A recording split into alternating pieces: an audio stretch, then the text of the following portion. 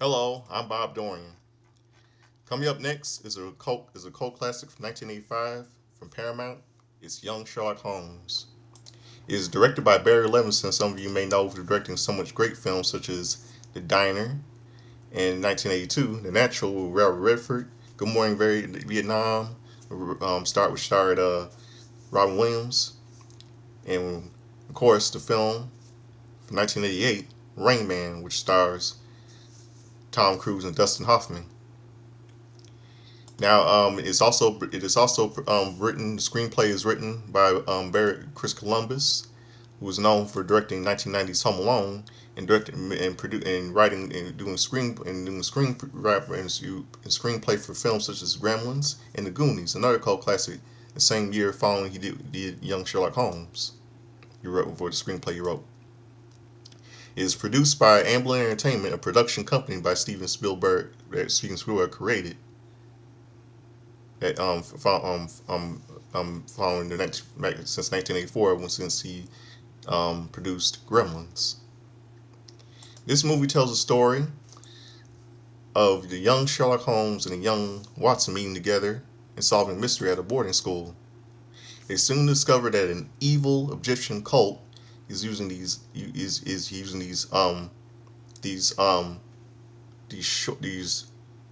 instrument shaped things you shoot to hit use at their mouths and and shoot darts with them, which causes people to have nightmare-like hallucinations and they see objects to kill them. And they have these nightmare shape nightmare like hallucinations.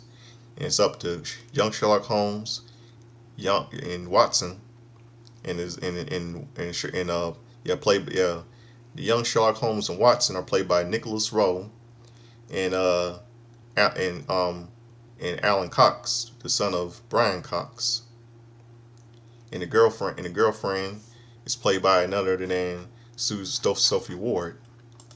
They all work to freedom out to work together to stop the cult, and solve the mystery.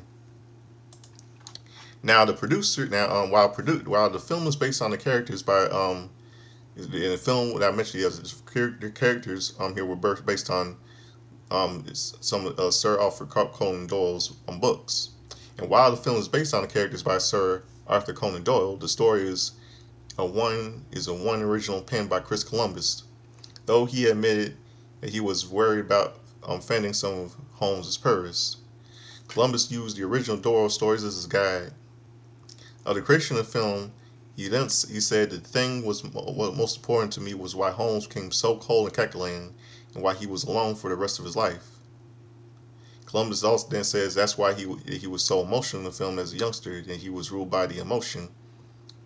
He fell in love with the love of his life, and as a result, what happens in this film, he becomes the better person he was later. When Steven Spielberg came aboard the project, he wanted to make a certain script in the proper tone and capture the Victorian era. He at first noted Sherlockian John Bennett Shaw to read the screenplay and provide the notes. He then had English novelist Jeffrey Archer as a script doctor to analyze the script and ensure authenticity. Authenticity.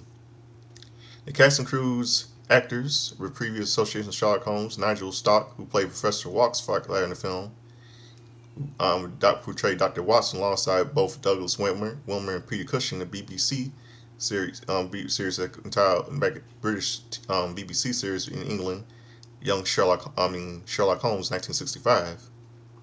Patrick Newell played Bentley Bobster, the man who you saw in the movie who he has a hallucination of when his turkey comes to life. He played both. He originally played both Ben and P.C. Benson in 1965's A Terror in Study, and as well as Inspector Leaside in 1979 Sherlock Holmes and the Doctor.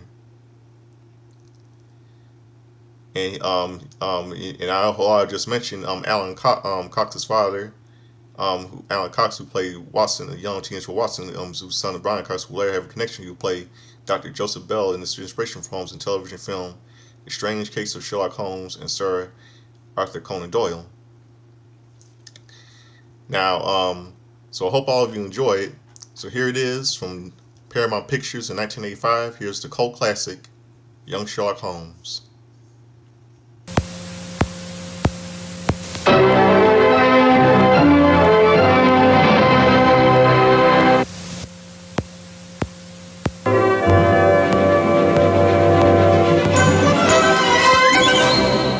Can I help you?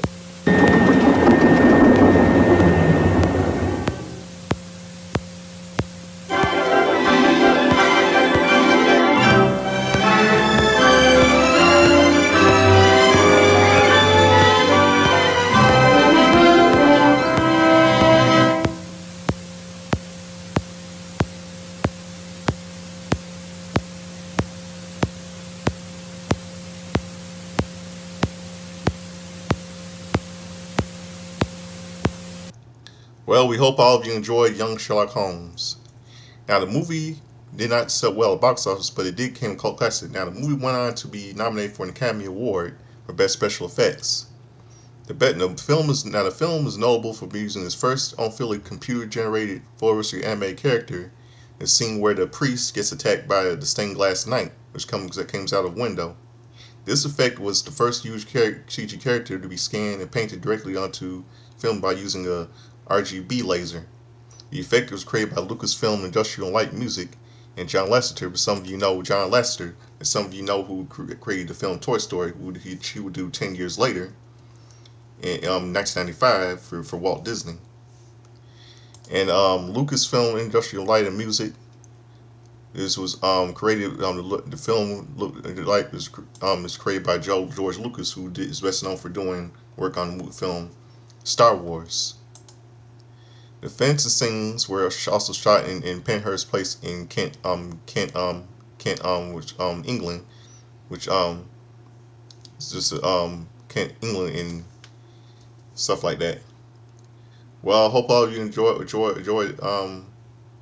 film. Stay tuned for more stuff coming your way here on AMC. I'm Bob Dorian for AMC. So long. The preceding was sponsored by Acura, who invites you to test